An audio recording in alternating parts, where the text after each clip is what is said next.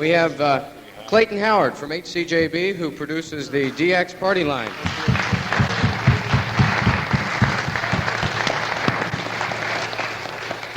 Next is George Wood with the Radio Sweden t-shirt on. Tony King of Radio New Zealand.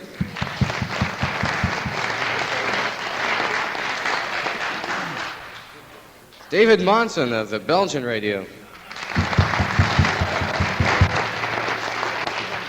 David's boss, Lena Coquette.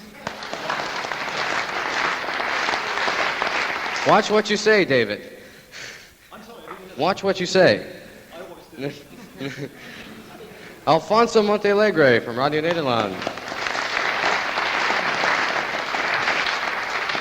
That strange Canadian, Ian McFarland of RCI.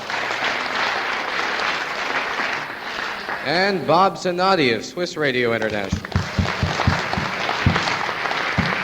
What we're going to do is take questions, and Robert here will take your questions, and then they will answer them. If you want to direct it to one person in particular, fine.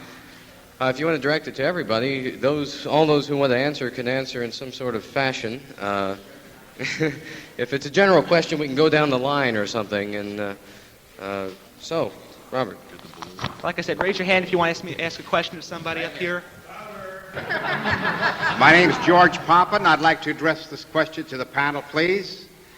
When and how can the international broadcaster and the manufacturer of shortwave radio equipment put their heads together to increase shortwave radio listenership?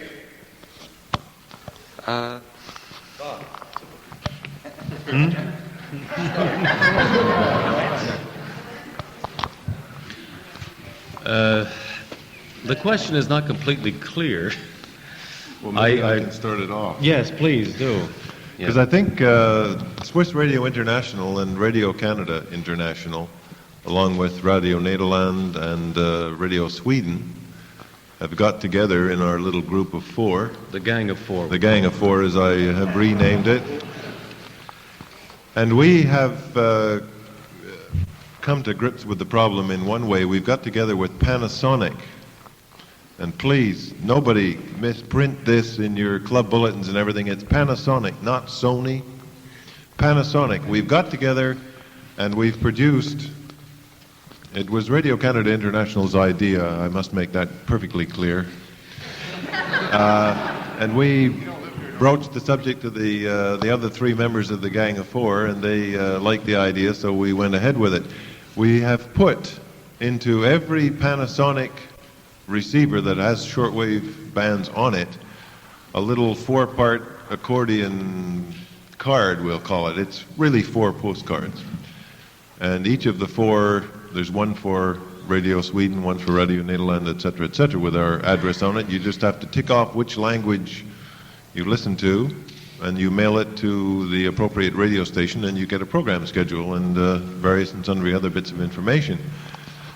So this is one way that we can project the fact that there are at least 4 radio stations on shortwave that people can listen to. And we haven't had thousands and thousands of the cards back, but there have been a few hundred of them come back. The project is only really in its infancy. They've only started putting them into the receivers in the last 6 or 8 months. So it's going to take a while before we really get some idea of the response to it. But that's one way we have of pushing the fact that there are things to listen to out there on the shortwave bands, because I think most radios these days that have shortwave bands on them are bought mainly for the fact that they've got AM and FM on them, and maybe a public service band or something if it's an American buyer. And perhaps this way we can promote the shortwave aspect of what's on that radio. And the response we've had, I think we've had something like, up till April, we had 150 or something from the U.S., something like that. And of course, the other areas quite a bit less. I don't know whether Bob knows what sort of response they've had, but or any of the others, but... I didn't know anything about this. I'm glad you took the question. They've obviously been keeping him in the dark. Could I ask you, were you referring in your question to the old story of who's responsible for propagating or promoting shortwave listening? Is it the stations or the receiver manufacturers? Is that what you had in mind? Not particularly, Bob. The general idea, there's so many beautiful programs being directed to North America, where I'm from San Francisco, by all of you. And yet the listenership is so limited. And por qué? Warum? Why? It seems to me that if the two of you got together, just sold the idea of shortwave per se, not any particular program, You're maybe quite get some right, results. actually. Yes, we're not doing enough, and you're not doing enough either. Frankly, I don't mean to be rude, but I think your question was, what are the receiver manufacturers doing? Sorry, this is about the time I've been going to bed in America, or sort of mentally going to sleep, quite honestly. I'm on the European time still. I find myself waking up at midnight or 1 o'clock in the morning and raring to go. I'm not getting back into bed, having a wink of sleep. I think the receiver manufacturers are doing it themselves, quite honestly. Look at the equipment we've got on the market. Look at the equipment we've got on the market today. The most sophisticated technological equipment available. The only thing I think that really matters is the price. The moment that price goes down, and it's going to go down too, I'm sure it is. Look at this new Sony digital receiver. I mean, shortwave broadcasting, shortwave receiving rather, or listening to shortwave radio and programs from wherever they might come, has never been easier, frankly, and has never been more accessible to a shortwave listening audience. And I think the moment the listeners per se and by and large can afford to buy some of the sophisticated equipment, and it is, I think the price is coming down all the time. Well, Bob's your uncle, we've got no problem, we're in business. On the other hand, the question, is that what you were saying? Sorry, Bob, you want to argue with No, you're dealing here with very much a chicken and an egg situation. It's the same thing with television. When television got started, was it the job of the television set manufacturers to encourage people to watch television, or was it the responsibility of the television broadcasters to supply sufficient propaganda and, if you like, programs as well to encourage people to buy sets? It's the same story. Color television, all these developments. The fact is that no shortwave broadcaster, not even the Voice of America and the BBC, even the big ones combined, are in a financial situation to conduct worldwide campaigns to encourage people. I mean, campaigns of the type that you're accustomed to here that are really effective and cost a hell of a lot of money. Nobody's in a position to do that. So you have to try to help out and to propagate this hobby, if you like, or listening to shortwave wherever you can. The manufacturers are coming out with a lot of receivers. A couple of years ago, I read articles, 10 years ago, there was a lull in receiver manufacturing.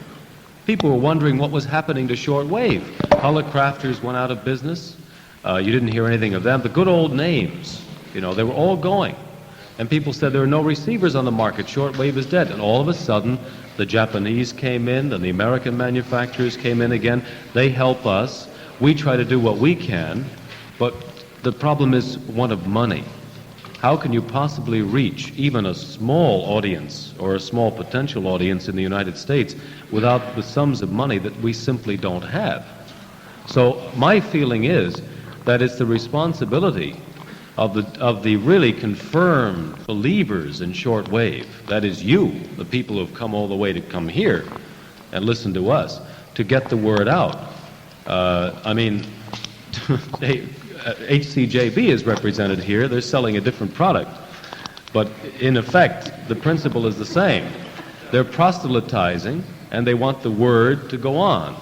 We're proselytizing too, and we want the word to go on, but we can only go so far.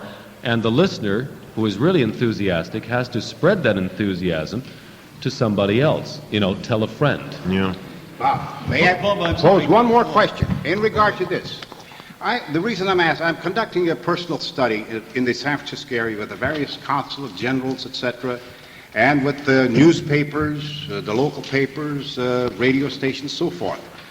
I have had occasion to call two consulate generals' office to ask if they've got a program for particular radio programs that are being directed to their office. They didn't know what the hell I was talking about. You're absolutely right. Now, See?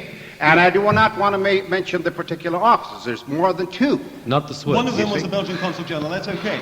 So, and how are we going to sell the idea to the public try to get the idea across to the newspaper if the guy is going to call up the consul general of X nation and he hasn't got even the program to schedule. Did you check the Swiss? Sir? Did you check the Swiss? Well, I'm not saying Swiss any consulate? particular one. Yeah. No. No, you're in good shape. That's all I wanted to hear. Well, I think one of the ones you might have called was the Canadian office, because we're running up against that same problem. Is that, I mean, we get letters from people that have gone over to Africa as CUSO volunteers. That's Canadian University Service Overseas. They go and work in Africa at the request of an African nation. And they don't even know that RCI exists until they get over there and start tuning around on this cheap little transistor shortwave radio that they brought with them, or they hear it on a friend's, and they come across our signal and they say, oh boy, here I am, I'm going to be able to get some news from Canada. They didn't know about it until they got over there.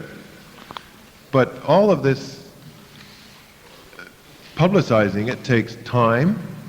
We have a publicity department that consists of 5 people, plus me on a very temporary basis whenever I get my thumb in that particular pie in RCI. To put a quarter-page ad in something like the New York Times, I could do 4 years of DX Digests just for what it would cost for that, or even in the Denver Post. So publicizing it has got to be done on a fairly local basis, and I think that's where the clubs come in strongly. They can do articles in their local papers. I mean, if you want to equate it to communism, you're the cells.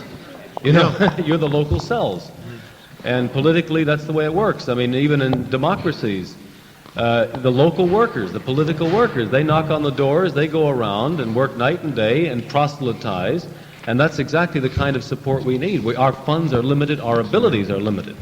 I suggest that each of you go back and make sure that